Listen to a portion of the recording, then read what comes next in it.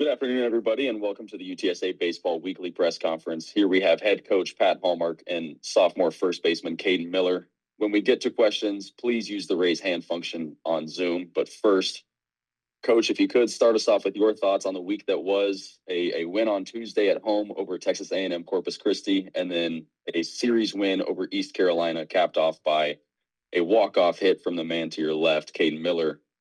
Just if you could give us your thoughts on the week that was, and then looking ahead to Incarnate Word on Tuesday on the road and Rice this weekend in Houston.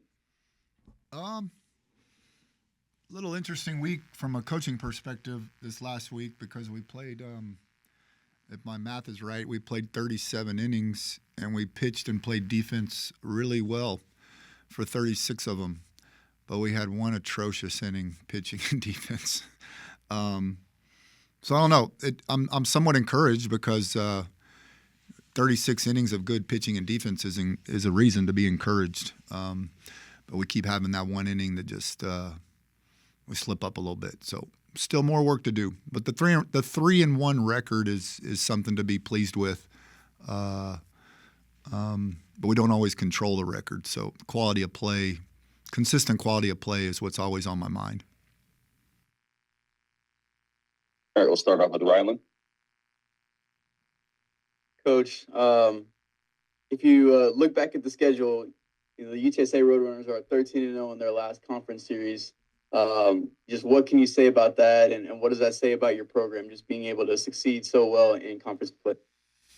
It means we've been a good program for over, I guess it's going back to 24, right? Wichita State in 2024. So it just means we've been consistent, played good baseball now for quite a while. So proud of that. Proud to players like Caden, the rest of them, even guys that, you start going back 2 years, it's some guys are not here anymore. So I'm just happy to be a part of it, pleased to be a part of it, and proud of the players that have come before, not just Caden, but guys that have come before him. It's taken a lot of people to build this thing where we've gotten it. Caden, since you've arrived last year as a freshman, obviously you, JB, even Nate Hodge have played just this huge role in this kind of, surging UTSA baseball program. What has been your perspective on the program's rise in the time that you've been here? It's all because of this guy right here and the other coaches. I mean, they've been here 6 years now, 7 years. 7. Yeah. I mean, and you've just seen the rise of the program. It's a lot of the credit, most of the credit, almost all of the credit goes to them. Without them, we wouldn't be here. Me, JB, Nate, the years we had last year and this year, wouldn't have been able to do it without them. So we owe a lot of it to them and what they're doing here. Coach, you mentioned last week was an interesting coaching week for you. I think you have an even more interesting one this week with the game on Tuesday, and then you come back and play on Thursday, a conference series against Rice. Just kind of want to know how you intend to manage some of the pitching selections with it being such a short week. It started so as soon as they finished the game this weekend, we start to look at and make sure if they pitch themselves out, like a guy like Miles, just making sure they're aware of the short week, potentially short week, because we haven't decided if Miles is going to go on Friday or Saturday. But it starts with that, just making them aware, and then they just got to move their bullpen day up a day. But we, right now we don't have these clear 3 starters. We got to get through tomorrow's game. I think you'll see a lot of pitching tomorrow, so everybody's available. I don't plan on pitching anybody more than 2 innings. Of course, that could change if somebody got on a roll, but we'd like to pitch everybody 1 and 2 innings tomorrow so that they're all fresh and available for Thursday. JJ. Pat, you mentioned kind of the one bad inning there, but your guys were able to rally on Sunday from that. What does that say about your team, and what was the message kind of during that, time where it was unsure how the game was going to play out? Yeah, the message never changes, I don't think, at least too much. The message is tied, because you're talking about offense now, the message is tied to picking the right pitches and having bat speed, having violent swings once you pick the pitch. So That's still the recipe for success when it comes to hitting. We've been able to draw some walks accidentally because we don't really preach go up there for the walk. We just preach pick the pitches toward the middle of the plate and take a nasty, violent swing at it. And that was still the message. You know, we did a really good job of getting to Webb. Webb is really hard to get to. He doesn't walk people, and he's got that good changeup that's diving down, and our guys did a great job of making him get the changeup up. We drew the walk. Christian got hit, and then we drew the walk. So really proud of that. Yeah, these guys are tough. I marvel at their toughness. I just wish they wouldn't make it so tough sometimes, but they are tough people, and I'm glad to be on their team because of that toughness. Caden, just to piggyback on that, what was the mood like kind of in the dugout while you guys are trying to make that rally, both, you know, during in the ninth and in the extra inning? Yeah, I mean, there was no panic or worry really. You know, we've been through adversity before. Last year we were through adversity a little bit, so whenever that adversity hits, we never back down. We just keep going. You know, we might get punched, we might get on the ground, but we get back up when we start throwing more punches. So I mean, I think that's the biggest thing is just the mood was we're still in this. There's no reason to be down, and I don't think any of us were ever down. Rylan? Aiden, I wanted to get your perspective as a hitter, you know, kind of just what the experience was like on Friday, obviously being shut out for the first time. It's super regional, but then you bounce back with two, you know, better offensive performances on Saturday and Sunday. But what really was it on Friday, you know, outside of Ethan Norby being Ethan Norby, that you would say the hitters kind of struggled with? I just think we didn't compete as well as we normally do. We gave away a few at-bats here and there, but, you know, and it happens, but we could have competed a lot better than what we did. And I think Saturday and Sunday we came back and we bounced back and competed really well. Still faced some good arms, still faced some good pitching. And, you know, longer at-bats, tougher at-bats, and that ultimately got us to where we were on Sunday and Saturday. Does having a little bit of a tough night on Friday make how Sunday ended just a little bit sweeter? For sure, always. You know, you never want to get shut out, so kind of leaves a bad taste in your mouth. And leaving Sunday with a series win and a walk-off win, you know, it makes everything a little bit more special. So. Coach, I wanted to ask a little bit about Christopher Gutierrez. It seemed like you guys were starting to get him, you know, more innings of work, and then kind of started dialing it back to some situational entrances. How are you guys planning to use him, or is it just going to always fluctuate, or what's the plan there? Mostly the same. So he's best versus left-handed pitching, and I think the only reason he's continued to do that, he can get righties out, but we've just been pitching it pretty well. So it you know, there's a better matchup with a righty that can use the breaker against right-handed hitters. We'll probably go with it. But if we get in a little stickiness, maybe you know, for a while there, Connor Kelly wasn't throwing strikes, so that's 4 or 5 innings right there on a weekend that we needed to make up for, which was why Chris saw a little more action. But he's fine in whatever role. He's, you know, Coach Cav, who runs our bullpen, tells me that Goody's the most relaxed guy in the bullpen. He's about to fall asleep, and that's a compliment. He's so relaxed down there, which means he's confident. That's what that means. When a guy's relaxed, almost sleepy in the bullpen, it means he really believes in his stuff. And hey, when my name's called, I'll be ready and go. So I was actually glad to hear that. And that's Chris. Yeah, he's growing up and maturing right before our eyes. We talked a little bit about it on Sunday, but just, you know, quick glance looking at UIW. I mean, those guys can really hit, and coming off of a weekend where you had to use a lot of pitchers and, you know, it was really emotional. How do you guys, you know, navigate that type of Tuesday game? Tuesdays are always tricky. Yeah, I'm glad you brought it up so Caden hears you. So it won't just be me telling them tomorrow that they better get ready, because UIW will be ready. You know, we got a little bit of a target on our back when we play some of these Tuesday games that we're technically supposed to win, supposedly, everyone thinks. And these people like Corpus and UIW, they want to kick our ass. And I'm aware of it, and they got really good players. So sometimes our guys get tired of Coach Hallmark telling them that. So I'm glad you said it. Now Caden can pass the message to his teammates. But they can hit. They got 42 home runs. We've been hitting a lot of home runs. We got 38. So yeah, they can smash. JJ?